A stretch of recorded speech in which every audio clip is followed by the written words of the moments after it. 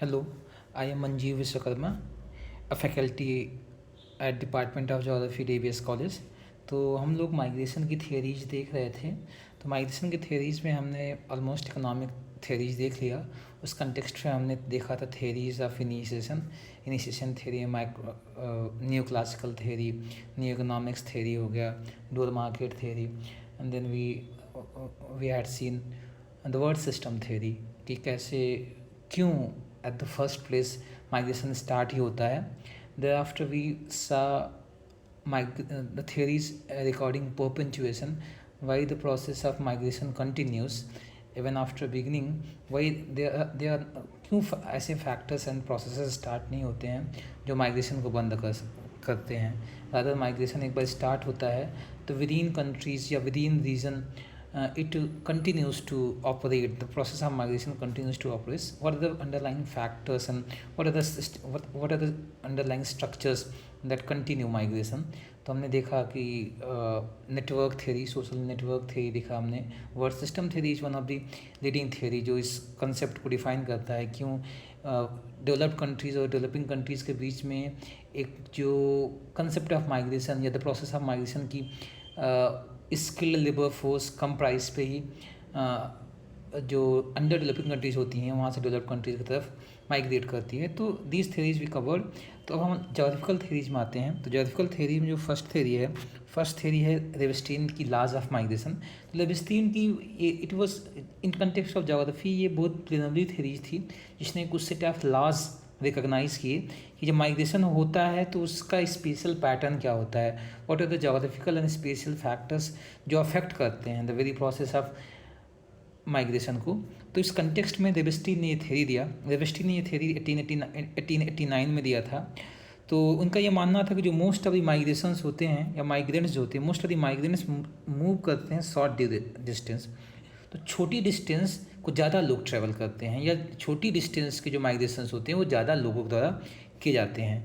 अगला तिमाइश इन्होंने दिया कि there is process of absorption whereby people immediately surrounding a rapidly grown town move into it and gaps they leave are filled by the migrant from more distant area and so on until the attractive forces is spent। तो इनका ये मानना है कोई जो destination होता है ए area हो, इसका जो अट्रैक्शन जो होता है पहले तो आसपास के एरिया द्वारा फिल किया जाता है, उसके बाद फिर दूर के लोग माइग्रेशन करके यहाँ पर आते हैं। इसका मतलब क्या है, ये कोई मैग्नेट सेंटर है जहाँ पर माइग्रेंट्स की ज़रूरत है, सोशल इकोनॉमिक या फिर वहाँ पर फेवरेबल क्लाइमेट या फेवरेबल एटमॉस्फेयर है जो माइग्रेशन को पूल करता हो। तो इनका ये मानना है कि सबसे पहले जो सराउंडिंग रीजन है वो लोग माइग्रेट करते हैं इस जगह पर, उसके बाद दूर के लोग, पहले कोई डेस्टिनेशन में पहले पास के लोग माइग्रेट करके आते हैं, फिर जो पूल फैक्टर होता है उसमें दूर के लोग माइग्रेट करते हैं। तो ये एक पैटर्न देखने को मिलता है माइग्रेशन में। अगला कि there is process of dispersion which is the inverse of absorption. तो कभी कभी होता है कि माइग्रेशन एब्जॉर्प्शन के साथ साथ डिस्पर्सन भी होता है, लोग आउट माइग्रेट भी करते हैं। तो माइग्रेशन दोनों चीज़ होता है, इन माइग्रेशन भी होता है, आउट माइग्रेशन होता है। आउट माइग्रेशन ये भी हो सकता है कि यहाँ पर कंजेशन की प्रॉब्लम हो गई या फिर अंडर एम्प्लॉयमेंट की सिचुएशन डेवलप हो रही है, तो यहाँ के रहने वाले लोग कहीं दूसरी अच्छी अपॉर्चुनिटीज़ की तलाश करते हैं। तो इन माइग्रेशन के साथ एक आउट माइग्रेशन भी स्टार्ट होता है, ये मानना था लेविस्टीन का। इसके अलावा वही है कि each migration flow produces compensating counter flow. तो जितने माइग्रेशन होते हैं उसके काउंटर माइग्रेशन भी होता है। Long distance migrants go to one of the great centres of the commerce industries. जो लंबे माइग्रेशंस होते हैं सोली इकोनॉमिक बेसिस पे होते हैं। लंबे माइग्रेशन घूमने के पर्पज से नहीं होते हैं, या लंबे माइग्रेशन कल्चर भी प्रीमाइस नहीं होता है, पॉलिटिकल प्रीमाइस, सोशल प्रीमाइसेस नहीं होते हैं, बल्कि किसी एक लॉन्ग डिस्टेंस माइग्रेशन में सबसे डोमिनेंट फैक्टर इकोनॉमिक होता है। जैसे कॉमर्स और इंडस्ट्रियल पर्पज से लोग एक कंट्री से दूसरे कंट्री या फॉरेन कंट्रीज़ को विजिट करते हैं। तो इस प्रकार से ये 5 लॉज इन्होंने दिया। बाद में इन्होंने 3 लॉज और ऐड किए कि natives of towns are less migratory than those from the rural areas.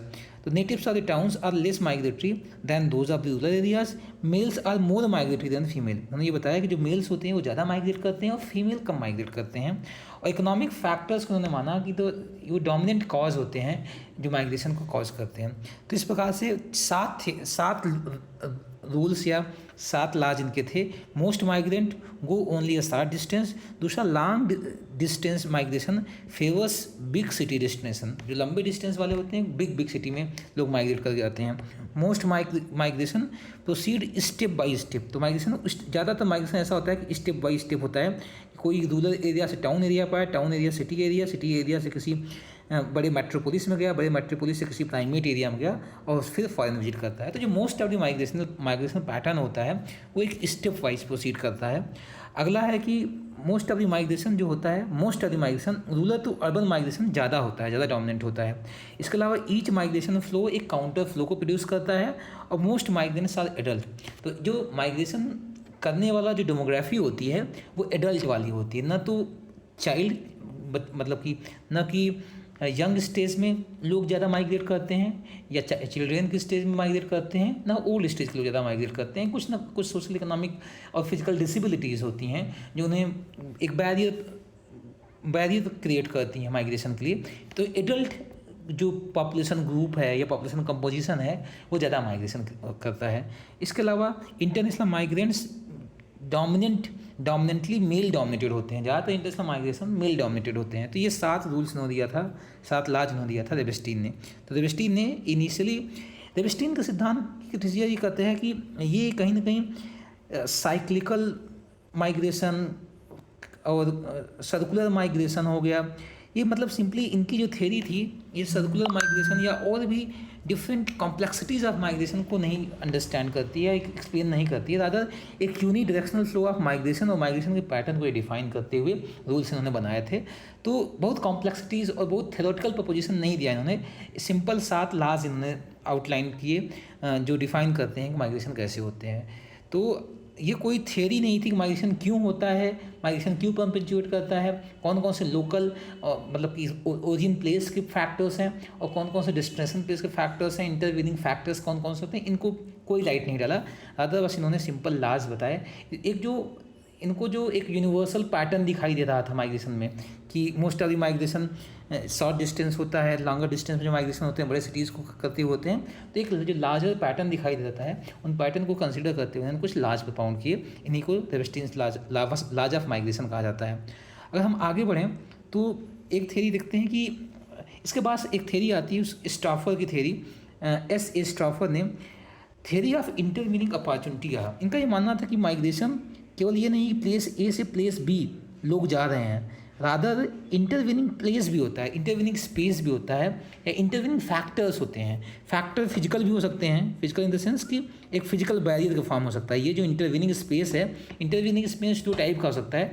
एक फिजिकल स्पेस हो सकता है, लाइक एक किसी प्रकार का ज्योग्राफिकल बैरियर हो, हिंड्रेंस हो, किसी प्रकार का टोपोग्राफिकल अनइवन हो या कोई डिस्टर्बेंस, कोई डिस्टर्ब एरिया हो।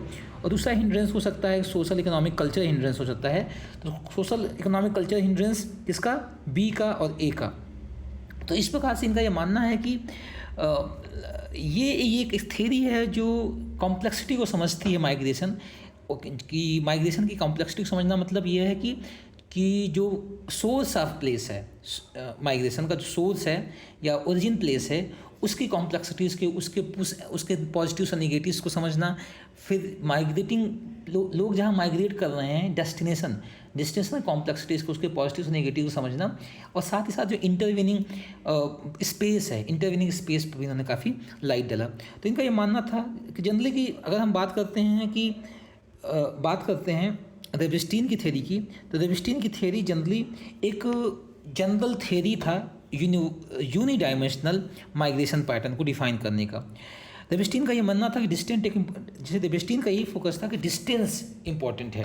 डिस्टेंस के हिसाब से कम डिस्टेंस में लोग ज़्यादा माइग्रेट करते हैं, दूर के डिस्टेंस में लोग कम माइग्रेट करते हैं। अगर दूर के डिस्टेंस में माइग्रेट करते हैं तो बड़े सिटीज़ और इंडस्ट्रियल और कॉमर्स पर्पज़ के लिए जाते हैं। महिलाएं छोटे डिस्टेंस ट्रेवल करती हैं, पुरुष लंबे डिस्टेंस ट्रेवल करते हैं, एडल्ट ज़्यादा डिस्टेंस को ट्रेवल करते हैं। तो ये distance was the core of the theory, या जो लॉज थे उनके लॉज में डिस्टेंस कोर था। रेवेस्टीन के लाज में।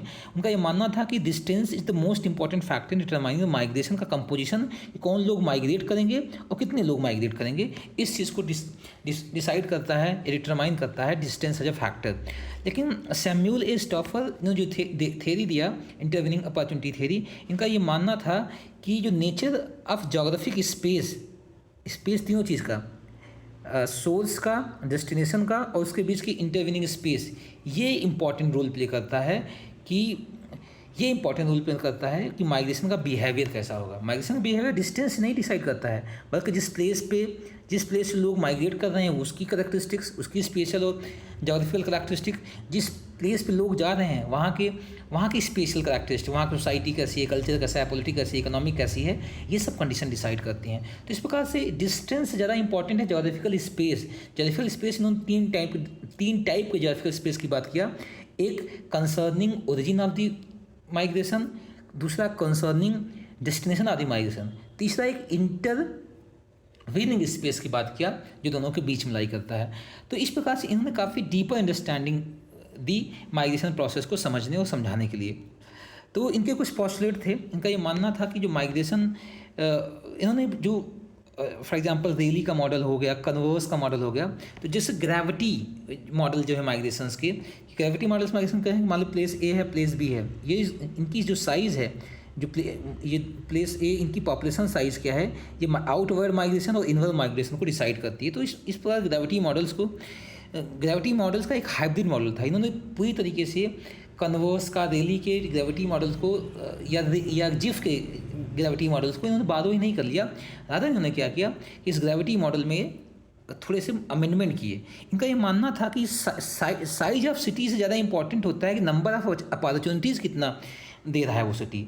मान लो सिटी बहुत बड़ा एरिया है पॉपुलेशन वाइज में, मान लो पॉपुलेशन वाइज में बहुत बड़ा है, लेकिन इस प्लेस पर जो अपॉर्चुनिटीज़, इकोनॉमिक, सोशल और पॉलिटिकल अपॉर्चुनिटीज़ या फैक्टर्स इतने स्ट्रांग नहीं हैं कि जो माइग्रेशन को इंसेंटिवाइज करें, इनवर्ड माइग्रेशन को इंसेंटिवाइज करें। तो साइज ऑफ सिटी से इंपॉर्टेंट होता है कि वो सिटी कितनी अपॉर्चुनिटीज़ प्रोवाइड कर रहा है, ये ज़्यादा इंपॉर्टेंट फैक्टर होता है। इनका ये मानना था magnitude of migration directly proportional to होता है कि कितनी अपॉर्चुनिटीज़ प्रोवाइड की जा रही हैं। जितनी ज़्यादा अपॉर्चुनिटीज़ किसी एक सिटी सेंटर पर प्रोवाइड की जाएंगी, उतनी ज़्यादा माइग्रेशन वहाँ पर होंगे, वहाँ उतना ज़्यादा माइग्रेशन वहाँ पर होगा। तो इस प्रकार से अपॉर्चुनिटीज़ जो ओरिजिन प्लेस पे और डेस्टिनेशन प्लेस पे है, अगर दो प्लेसेस के बीच में, ए और बी के बीच में अगर माइग्रेशन हो रहा है, तो यहाँ पर अपॉर्चुनिटीज़ कितनी है, यहाँ पर अपॉर्चुनिटीज़ क्या है, इन दोनों की अपॉर्चुनिटीज़ के एनालिसिस के बेसिस पे कि अवेलेबिलिटी, अपॉर्चुनिटीज़ की अवेलेबिलिटी और एक्सेसिबिलिटी के एनालिसिस के बेसिस पे ये डिसाइड होता है कि माइग्रेशन कितना और किधर होगा।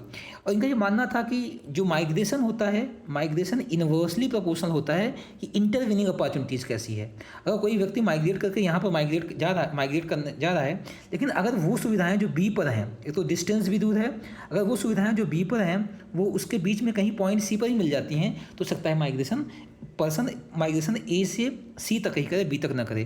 तो इस प्रकार से तो इनका ये मानना था magnitude of migration directly proportional to होता है कि जिस ओरिजिन प्लेस और डेस्टिनेशन प्लेस के अपॉर्चुनिटीज़ के रेशियो पर, और दूसरा इन्वर्सली प्रोपोर्शनल होता है जो इंटरवीनिंग स्पेस है, वहाँ पर कौन कौन सी अपॉर्चुनिटीज़ हैं। दो प्लेसेस के बीच में, ओरिजिन प्लेस और डेस्टिनेशन प्लेस के बीच में जो इंटरवीनिंग स्पेस है, इसकी अपॉर्चुनिटीज अगर ज़्यादा होंगी तो वो क्या करेगा, माइग्रेशन को रिटार्ड करेगा। तो इस प्रकार से इन्होंने ऐसे डिफाइन किया माइग्रेशन कैसे होता है।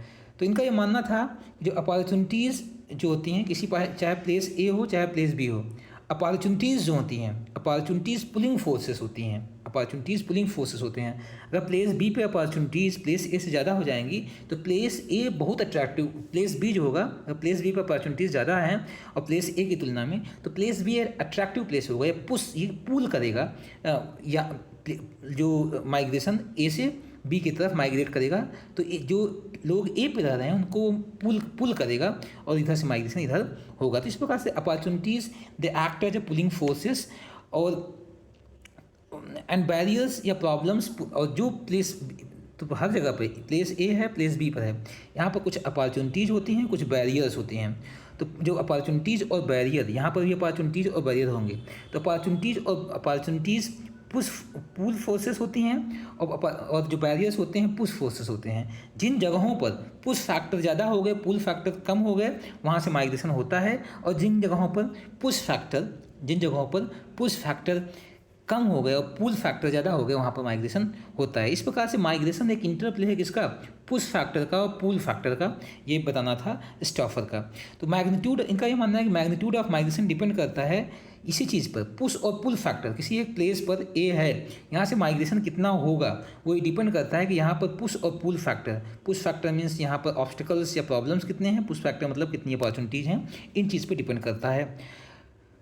तो अगर पुश और पुल फैक्टर में ज़्यादा डिफरेंस आता है तो माइग्रेशन स्टार्ट होगा। अगर दोनों जगह पर, अगर मान लो प्लेस ए पर है, यहाँ पर पुश फैक्टर ज़्यादा हैं और पुल फैक्टर कम हैं, तो यहाँ से माइग्रेशन स्टार्ट होगा।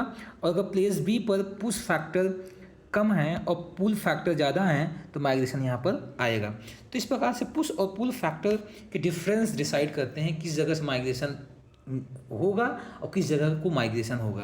तो किस जगह से लोग माइग्रेट करेंगे और किस जगह को माइग्रेट करके आएंगे। ये डिफरेंसेस बिटवीन द अपॉर्चुनिटीज़ और ऑब्स्टिकल्स या differences between the pull and push factor decide करते हैं माइग्रेशन और माइग्रेशन के पैटर्न को। तो availability of opportunity between place of origin and destination intercept the flow of migration. तो माइग्रेशन का फ्लो कैसे होगा, माइग्रेशन का फ्लो क्या होगा, ये इन चीज़ पर डिपेंड करता है। तो यहाँ पर प्लस जो होते हैं ये पुल फैक्टर होते हैं और माइनस जो होते हैं पुश फैक्टर हैं इसमें। तो प्लेस ए पर क्या है कि माइनस की संख्या ज़्यादा है, प्लेस बी में क्या है प्लस की संख्या ज़्यादा है, इसलिए प्लेस बी अट्रैक्टिव प्लेस है क्योंकि ये पुलिंग फैक्टर यहाँ पर ज़्यादा डोमिनेंट है। प्लेस ए पे पुशिंग फैक्टर ज़्यादा डोमिनेंट है, तो माइग्रेशन ए से बी होना चाहिए। लेकिन एक इंपॉर्टेंट चीज़ होता है कि इंटरविनिंग अपॉर्चुनिटी। तो इंटरविनिंग अपॉर्चुनिटी प्लेस बी भी कोई हो सकता है बी में।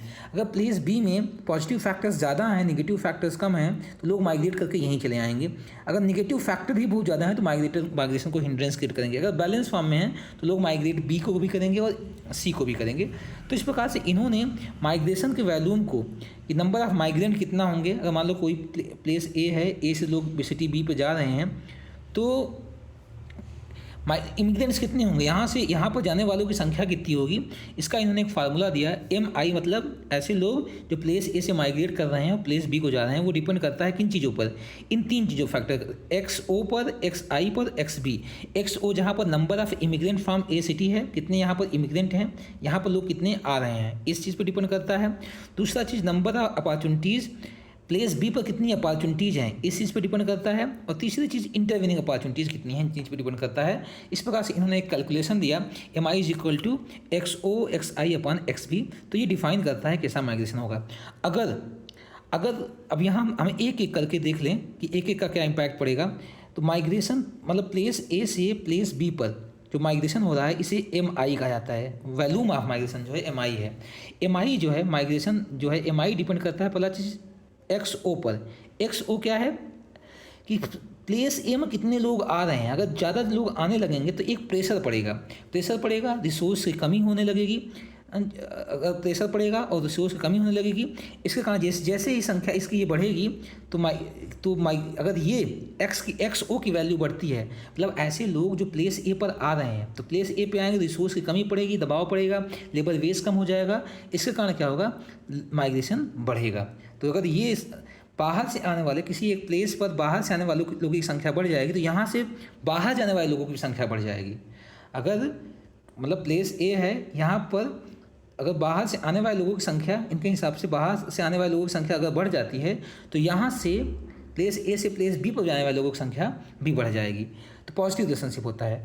ऐसे ही MI का XI के साथ पॉजिटिव रिलेशनशिप होता है। XI क्या है कि नंबर ऑफ अपॉर्चुनिटीज़, जब बी पर जितनी ज़्यादा अपॉर्चुनिटीज़ होंगी, एक ए से माइग्रेशन उतना ही ज़्यादा होगा। ये इनवर्सली प्रोपोर्शनल टू होता है XB का। XB क्या है, इंटरविनिंग अपॉर्चुनिटीज़। अगर इंटरविनिंग अपॉर्चुनिटीज़ बढ़ने लगती हैं, कोई छोटे से, अगर हमको किसी पर्सन को स्टडीज़ के लिए मान लो कि न्यूयॉर्क जाना है, अगर वैसे ही एजुकेशन फैसिलिटीज़ दिल्ली में हो जाएगी तो न्यूयॉर्क जाने वालों की संख्या कम हो जाएगी। तो इसलिए इनवर्सली प्रोपोर्शन टू होता है। तो इन्होंने इस तरीके से डिफ़ाइन किया कि प्लेस ए से प्लेस बी पर जाने वाले कि जो मैग्नीट्यूड होगा, वैल्यूम ऑफ माइग्रेशन होगा, वो डिपेंड करता है कितने लोग, पहला चीज़ कितने लोग प्लेस ए पर आ रहे हैं, जितने ही ज़्यादा लोग प्लेस पे आएंगे उतने ही ज़्यादा लोग प्लेस बी से बाहर जाएंगे। दूसरा चीज़ इस पर डिपेंड करता है कि प्लेस बी पर अपॉर्चुनिटीज़ कितनी हैं। तीसरा चीज़ इस चीज़ पर डिपेंड करता है कि प्लेस ए और प्लेस बी के बीच में इंटरवेनिंग अपॉर्चुनिटी कैसी है। तो इस प्रकार से 3 फैक्टर डिसाइड करते हैं माइग्रेशन कैसा होगा। बाद में उन्होंने कुछ मॉडिफिकेशन दिया, एक फैक्टर और इन्होंने इंट्रोड्यूस किया। इनके हिसाब से कंपटीशन को भी इंक्लूड किया। कम्पटिटिव, जैसे मान लीजिए प्लेस ए से प्लेस बी पर लोग जा रहे हैं, ठीक, तो जरूरी थोड़ी कि केवल प्लेस ए से प्लेस बी के ही, ये तो एक क्लोज सिस्टम हम बात कर रहे हैं, बल्कि सिस्टम ओपन हो सकता है। कोई प्लेस सी हो सकता है, कोई प्लेस डी हो सकता है, कोई ई हो सकता है। लोग यहाँ से भी माइग्रेट बी पर कहीं कोई भी माइग्रेट कर सकता है, सी से ए पर माइग्रेशन होता है। माइग्रेशन एक बहुत कॉम्प्लेक्स प्रोसेस होता है। तो उस कॉम्प्लेक्सिटी में बी पर जाने वाले कितने लोग हैं, अगर ए से लोग बी पर जा रहे हैं तो बी पर कितने लोग आ रहे हैं। तो इस प्रकार से कंपटीशन को भी इन्होंने इंट्रोड्यूस किया। तो migration does not solely depend upon the opportunity at the place of origin and destination but also on the competition among the migrant from the different region. तो लोगों के बीच का माइग्रेशन को भी इंक्लूड किया। तो माइग्रेशन वाले सेक्शन को इन्होंने नीचे और इंक्लूड किया। माइग्रेशन जो होता है वो नेगेटिव है। अगर कंपटीशन जो है कंपटीशन को भी इन्होंने इंट्रोड्यूस किया फार्मूले में, और कंपटीशन का एक इन्वर्सली प्रोपोर्शन टू होता है माइग्रेशन के वैल्यूम का। अगर कंपटीशन बढ़ गया, मतलब यहाँ से आने वाले और भी लोग आ ही रहे हैं, तो यहाँ पर वेज प्राइस कम हो जाएगी। ऑलरेडी हो सकता है कि ये कम, कोई प्लेस ए से माइग्रेट इसलिए कर रहा था क्योंकि वो सस्ते में लेबर प्रोवाइड कर रहा था। ऐसा हो सकता है कि ऐसे और भी अंडर डेवलप कंट्रीज हो सकती है, सी हो सकती है, जो और कम प्राइस पे अपने लेबर प्रोवाइड करे। तो इस प्रकार से तो लोग फिर डिसइंसेंटिवाइज करेंगे, अपने ही जगह पर काम करने की कोशिश करेंगे। तो इस प्रकार से कंपटीशन जो होता है, जो कम्पिटिटिव माइग्रेंट्स हैं वो नेगेटिव इम्पैक्ट डालते हैं टोटल माइग्रेशन पे। अगर प्लेस ए से प्लेस बी पर माइग्रेशन हो रहा है और भी कंपटीटर्स हैं, तो प्लेस ए से होने वाले माइग्रेशन को वो डिसइंसेंटिवाइज करेंगे या डिस्करेज करेंगे। तो इस प्रकार से उन्होंने मॉडिफिकेशन किया और कम्पिटिटिव माइग्रेंट मॉडल दिया उन्होंने कम्पिटिटिव माइग्रेंट या कम्पिटिटिव प्लेसेस को इंट्रोड्यूस करके। तो इस प्रकार से अगर देखा जाए कि कंक्लूजन और रिलेवेंस की बात किया जाए, इनकी थ्योरी की क्या बात है, तो इनकी थ्योरी वैल्यूम और डायरेक्शन दोनों को डिसाइड करती है। ये एक पॉजिटिविस्ट मॉडल है जो ग्रेविटी मॉडल्स का यूज़ करके एक एस्टिमेशन भी देती है। देखो दोनों कंटेक्स्ट में इन्होंने वैल्यूम को डिसाइड किया, मैग्नीट्यूड को डिसाइड करते हुए ये डिटरमाइनिंग फार्मूला भी दिया, और कौन कौन से फैक्टर हैं जो वैल्यूम को डिसाइड करते हैं, इन सबको इन्होंने यूज़ करते हुए एक फार्मूला दिया। तो और दूसरा इन्होंने एक इंटरवीनिंग स्पेस का कंसेप्ट दिया, और इंटरवीनिंग स्पेस का जो कमी थी का जो कंसेप्ट है वो उन्होंने नहीं यूज़ किया था रेवेस्टीन ने, इन्होंने उसका यूज़ किया। बस इनके में कुछ प्रॉब्लम्स ये है कि बहुत बिहेवियरल और सोशलॉजिकल पैरामीटर्स का यूज़ नहीं करते हैं। कल्चर, रिलीजन, फैमिली, इंस्टीट्यूशंस के इंपॉर्टेंस को कुछ ज़्यादा इंपॉर्टेंस नहीं देते हैं। रोल ऑफ गवर्नमेंट और गवर्नमेंट इंस्टीट्यूशंस का इंपॉर्टेंट रोल नहीं देते हैं। कैसे कुछ गवर्नमेंट्स माइग्रेशन को इंसेंटिवाइज करती हैं, माइग्रेशन को प्रमोट करती हैं, अट्रैक्ट करती हैं। कभी गवर्नमेंट बहुत से चेक्स एंड बैरियर्स, बहुत से चेक्स एंड बैरियर्स और कुछ लिबरलाइज करती हैं, कुछ प्रमोट करती हैं, कुछ डिस्करेज करती हैं। तो उनके इंपॉर्टेंस उनके रोल को इन्होंने रिकॉग्नाइज नहीं किया। स्टैफर्ड का मॉडल बहुत सिंपलिस्टिक है, और ये जो माइग्रेशन के डिसीजन की कॉम्प्लेक्सिटीज़ है उसको रिकॉग्नाइज नहीं करता है। Individual, family, society, religion, culture, ठीक, इमोशनल कंपोनेंट को भी इंपॉर्टेंस नहीं देता है। इसके अलावा इनका जो मॉडल है वेल सूटेड नहीं है, स्पेशली लॉन्ग डिस्टेंस माइग्रेशन को बहुत सही डिफाइन नहीं कर पाता है। The model is difficult to test empirically due to the challenge of measuring opportunities. और ये वैल्यूम हम कैसे मेजर करेंगे, मान लीजिए हमने कैसे अकाउंटिंग करेंगे कि प्लेस बी की पूल फैक्टर क्या क्या है। अपॉर्चुनिटीज़ को मेजर नहीं किया जा सकता है। अपॉर्चुनिटी एक क्वालिटेटिव एस्पेक्ट है, तो क्वालिटेटिव एस्पेक्ट है तो क्वालिटेटिव एस्पेक्ट क्वांटिफिकेशन नहीं कर सकता है। जब क्वांटिफिकेशन नहीं कर सकता है, सही टर्म पे वैल्यूम क्या होगा उस चीज़ पे हम नहीं आ पाते हैं। तो जो क्वालिटेटिव डेटा होता है, एस्पेक्ट होते हैं, उनका मेजरमेंट करना कठिन होता है। तो वही चैलेंज ये भी फेस करता है। इसके अलावा ये जो सोशल नेटवर्क का इंपॉर्टेंस है, सोशल नेटवर्क हमने लास्ट क्लास में देखा था। इन सोशल नेटवर्क क्या होता है कि सोशल नेटवर्क और चैनल, प्लेस ए से प्लेस बी पर जो लोग चले गए, तो ये कैसे नेटवर्क्स क्रिएट करते हैं ताकि प्लेस ए से लोग कंटिन्यूसली माइग्रेट करते रहें, इस चीज़ को भी रिकॉग्नाइज नहीं करता या इसके इंपॉर्टेंस को भी अपने थ्योरी में नहीं प्रपोज करता।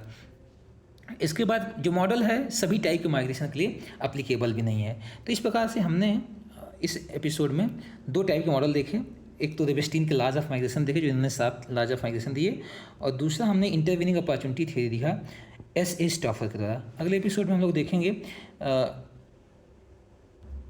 ली की थ्योरी ऑफ माइग्रेशन। ये एक मॉडिफिकेशन था स्टॉफर के थ्योरी पर, और ये अपॉर्चुनिटी की बात नहीं, ये ऑब्स्टेकल की बात करते हैं। और दूसरा चीज़, ये और भी फैक्टर्स को इंक्लूड करते हैं जहाँ जिस कंटेक्स्ट में स्टॉफर की थ्योरी चैलेंज मतलब क्रिटिसिज्म फेस करती है। For example family, personal decision making और बिहेवियरल कंपोनेंट को भी इंट्रोड्यूस करती है ली की थ्योरी। तो इस एपिसोड में इतना ही, आगे देखेंगे ली की थ्योरी ऑफ माइग्रेशन।